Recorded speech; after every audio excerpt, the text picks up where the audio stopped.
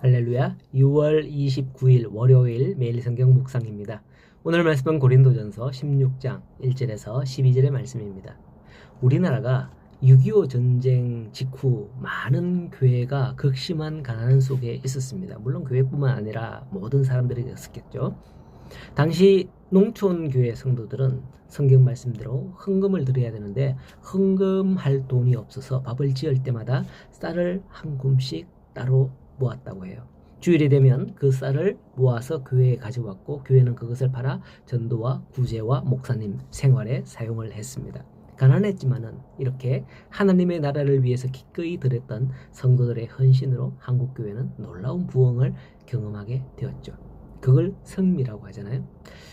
그런데 한 20년 전까지만 하더라도 거의 모든 교회에서 여전도의 주관으로 성미를 거두고 막 이렇게 스티커 붙이고 이런 걸 많이 했거든요. 제가 어릴 때도 그런 걸 많이 하는 걸 봤는데, 제가 어릴 때 어머니가 밥을 지을 때요, 쌀독에서 이게 식구들 수대로 이게 쌀을 이제 담잖아요. 밥을 하기 위해서.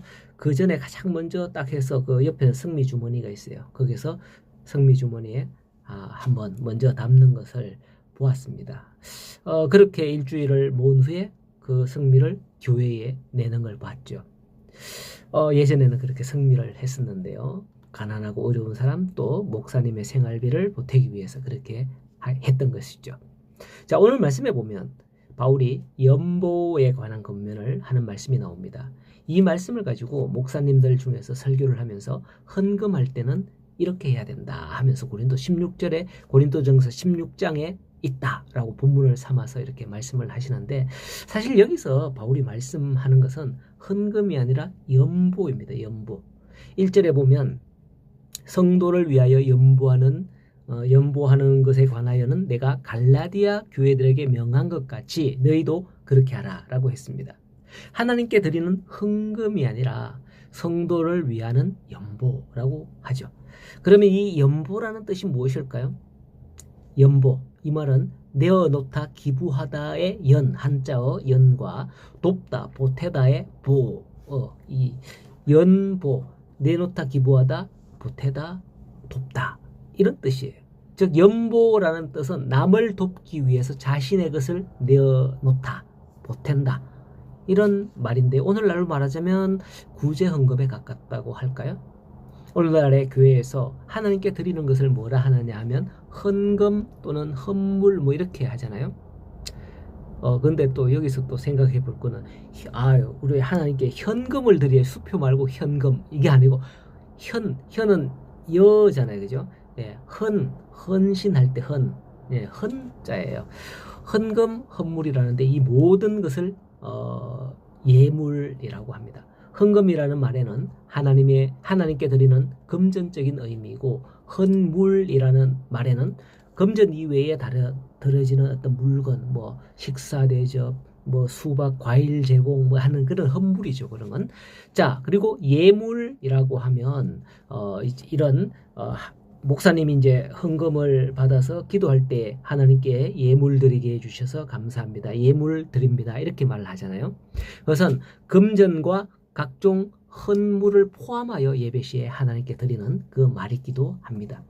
이 잠시 헌금에 대해서 말씀을 설명하자면, 헌금으로 드려지는 항목은 교회마다 다 조금씩 다르긴 합니다만은 공통적인 것은 보면 주일 헌금, 감사헌금, 11조 헌금, 선교 헌금, 이게 대표적입니다. 물론 다른 것도 있지만 주일 헌금은 처음 말씀드린 것과 같이 매주일 정성껏 이제 드리는 헌금이고, 감사헌금은 감사할 내용이나 나의 기도 제목으로 드리는 그 헌금의 항목입니다. 그리고 11조라는 것은 한 달, 요즘에는 월급을 받으니까 한 달에 그 수입의 10분의 1을 하나님께 드리는 헌금이며, 선교 헌금, 뭐 그 외에도 뭐 여러 가지 장학 헌금, 뭐 건축 헌금, 많은 헌금들이 있잖아요.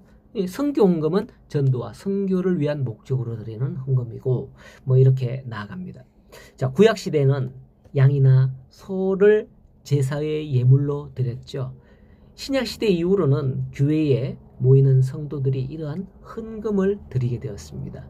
2절을 보면 바울은 매주일 첫날에 너희 각 사람이 수입에 따라서 모아두어서 내가 갈 때에 연부를 하지 않게 하라 라고 하는 거예요.